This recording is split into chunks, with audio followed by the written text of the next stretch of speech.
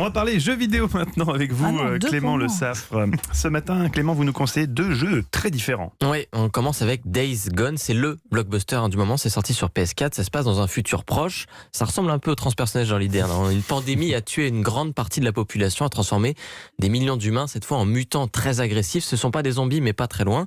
Alors dans cet enfer, on incarne Deacon St. John. C'est un biker qui tente de survivre, lui, dans les forêts de l'Oregon aux États-Unis. Alors pas évident du tout, sachant que les lieux sont infestés de mutants, mais aussi de sectes psychopathes et de survivants complètement parano. Alors pour les cinéphiles, Days Pas très Gone, différent de l'Oregon aujourd'hui. je plaisante. Amis de l'Oregon qui nous écoutent. Friends, it's just a joke, you know. Okay. Alors pour les cinéphiles, Days Gone s'inspire autant de The Walking Dead que de World War Z. Alors l'histoire et les personnages sont assez classiques finalement, mais Days Gone vaut surtout pour son ambiance vraiment glaçante. Il faut sans cesse être sur le qui-vive pour ne pas se faire surprendre par un mutant. Un peu comme Resident Evil.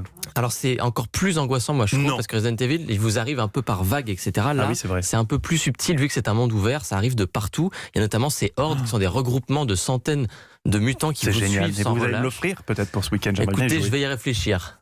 Mais voilà, en tout cas, je vous le conseille. Ça se révèle plus subtil que le jeu de zombies de base. Ça vaut vraiment le coup d'essayer. Deuxième jeu, Clément. C'est pas pour les enfants, pardon. C'est pour les grands. C'est un jeu pour les grands. C'est un jeu pour Mathieu Noël. Voilà. Deuxième jeu, Clément, ça s'appelle Florence. Oui, et là, on va changer complètement d'ambiance. Vous avez eu un petit coup de stress sur Days Gone. Eh bien, Florence, c'est le jeu parfait pour redescendre. Ça se joue sur téléphone. Mais en fait, c'est un peu plus qu'un jeu. C'est une expérience vraiment d'émotion pure. C'est porté surtout par une musique sublime.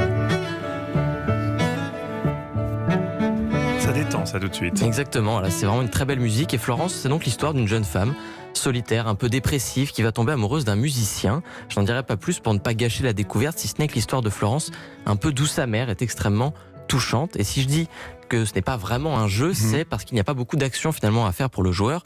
C'est juste de faire des mouvements avec ses doigts qui correspondent à des gestes du quotidien. Balayer pour se brosser les dents, tapoter pour marcher, etc. Et en réalité, on se laisse porter d'une scène de vie à une autre. Un film un peu interactif. Alors on a un petit peu ça, sauf que finalement ce serait plus une BD interactive. Et c'est là que ça plaira peut-être à Mathieu Charrier. Tout à fait. Puisque les graphismes sont ceux d'une bande dessinée. En fait, il y a des cases, des croquis, etc. On se déplace de l'un à l'autre. C'est très simple, mais aussi très joli, très bien fait. Et ça rajoute encore à l'émotion que peut procurer le jeu. Vraiment, Florence, n'hésitez pas, c'est un bijou, c'est sur téléphone.